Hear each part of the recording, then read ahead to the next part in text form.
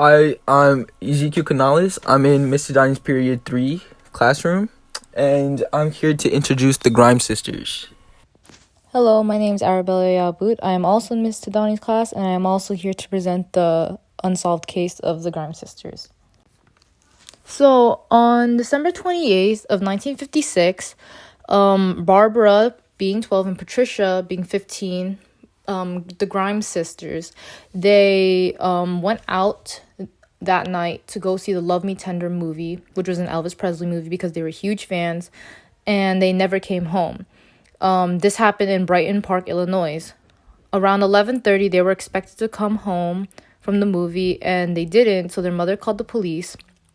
And the police thought that they were delinquent children and didn't open up a case until the next morning when they really didn't come home. So that was a mistake on the police part. A search party remained open until next month, and they stumbled upon the bodies of the two girls and on the roadside, and their bodies were very well preserved due to the snow. And according to the autopsy report, the cause of death was exposure to the elements, and that brought up the idea that they had ran away after the movie. But many things ruled this idea out, because the mother said that the sisters were very good children. They were not the type to run away.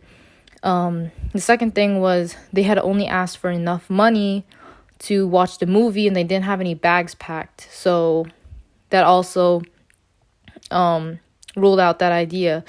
And the toxicology report reported that they didn't have any drugs or any type of those things in their system, so they weren't really delinquents. So their bodies were clean, and there were no stab wounds, gunshot wounds, because the body was so well preserved, there's nothing shown, so the murder was clean. This case really brought a huge shock to Chicago, Illinois, which is like the huge city of Chicago, because these things, like nowadays, we hear about murders of girls and we think of like, oh, it's nothing, but these type of cases never happened back then. So it was a huge shock, because two innocent girls were kidnapped and killed, and the killer was still remained unknown. Okay. So, suspects and motives. There were 3 suspects, but the primary suspect, because he was most publicized, was Benny Bedwell. It was known that he looked like Elvis Presley, and that was his motive in capturing the ladies, and even confessed to murder. However, they figured out later on that he was intellectually disabled, and later cleared by his attorney. Number 2 was Walter Cranes. He was the one who called the police and told them where the girls were and that they had died. But his reasoning when they asked how he known was that he saw it in a dream, or that God gave it to him, which was very suspicious. And the last but not least was Max Flake. I think that's how you pronounce his name.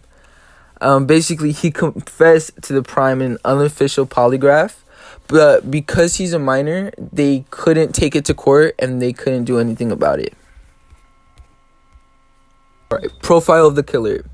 We don't know much about the killer, but we do know for sure that he was male, he was Caucasian, and with a very distinctive and creepy voice. And we know that he had a very distinctive and creepy voice because the mother got a phone call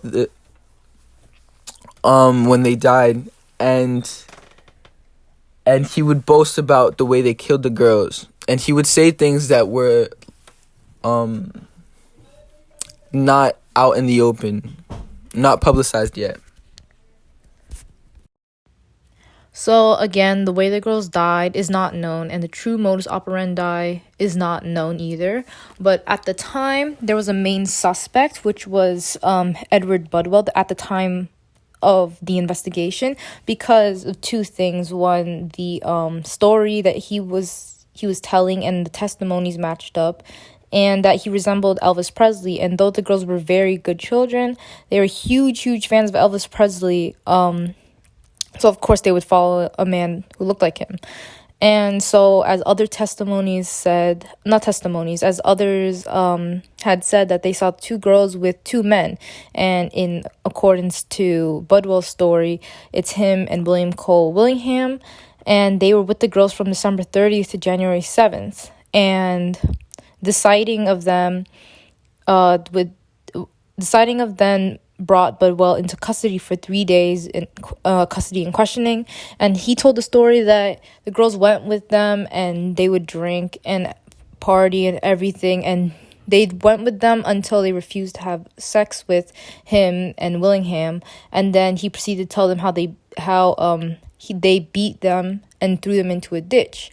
Now, the mother called him a liar because she said her children were not the type to follow strangers or do alcohol and drugs or any of those things. And through this point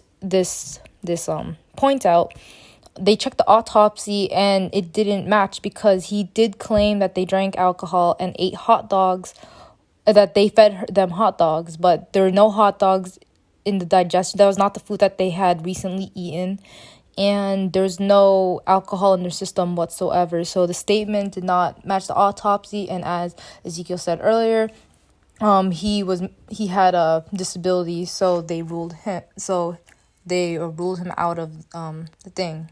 Investigation, interrogation, and trial. There were a lot of mistakes that have been made.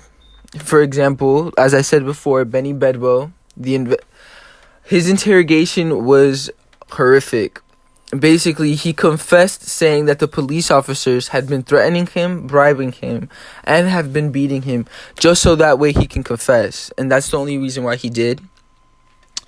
Furthermore, there were a lot of mistakes during the police departments that were under the investigation. No one wanted to share any information, and because they all have their own idea on how the girls died, they would share some things and not share anything at the same time. And also, there were forensic investigators who would basically disagree, as most investigators do. But there was this one particular investigator, and what he did was he just gave all the information that he had on the girls, and he publicized it so that way everyone knew. And he gave out his own idea when the rest of the departments decided on something else, and he got fired for that. So why does this case still remain unsolved? Well, first, no testimony matched the autopsy, as you saw with Budwell in toxicology reports. A lot of people were arrested and questioned, but there was no confirmation how the girls actually died, what actually happened to them.